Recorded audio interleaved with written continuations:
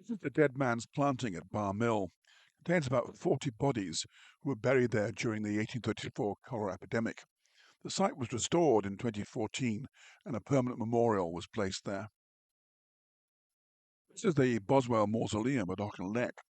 Originally, it was part of the church, but a new church was built in 1830. It then became the mausoleum for the family. It also contains what's called a columbarium, that is, a number of small niches where urns containing ashes are placed. This is the burial site at Loudon Kirk in New Milnes of a number of the Browns family of Llanthine and Waterhaugh. They'd made their money in banking and textiles. Robert Burns's father-in-law built their first house. Their collection of minerals, botanical specimens, and fossils were given in part to University of Glasgow. Archibald Buchanan and his family are buried at Dalgane Church in Saun. He was a manager of the Catherine Cotton Company together with David Dale and was very much involved in the church affairs of the day.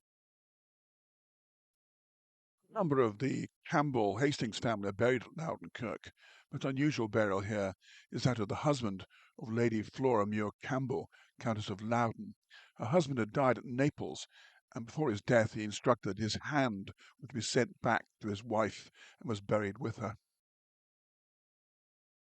A number of the Crawfordlands of Crawfordland Castle, previously known as Ardogh, are buried at Fenwick. Their family were great supporters of William Wallace.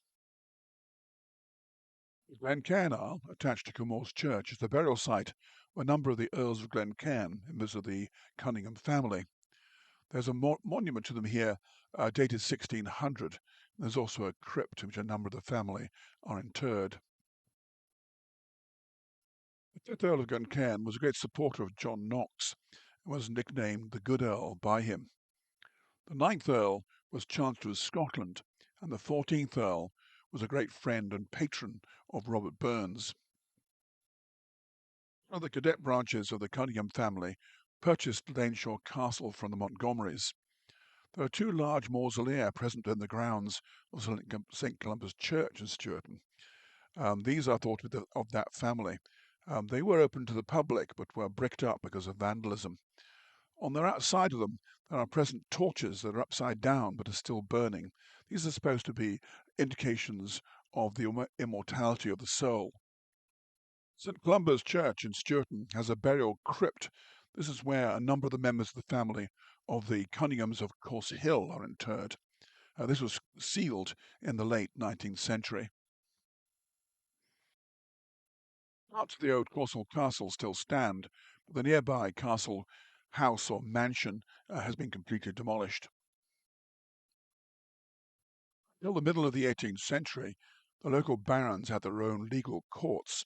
Very unusually, the written records of the barony court of Course Hill still survive.